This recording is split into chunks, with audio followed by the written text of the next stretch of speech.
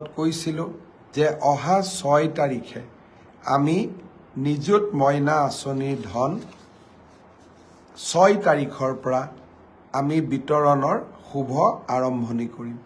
মই আজি পুনৰ দোহাৰিছোঁ যে অহা 6 তাৰিখে প্ৰত্যেকটো বিধানসভা সমষ্টিত অনুষ্ঠিত হ'বলগীয়া এখন সুন্দৰ সভাৰ মাজেৰে আমি নিযুত মইনা আঁচনিৰ শুভা আৰম্ভণি কৰিম।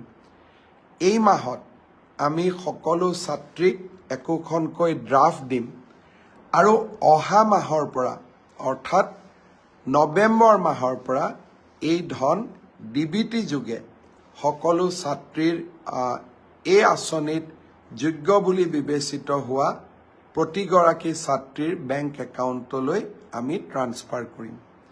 আৰু কোনোবা ছাত্ৰী যদি ভুলত বাদ পৰি যায়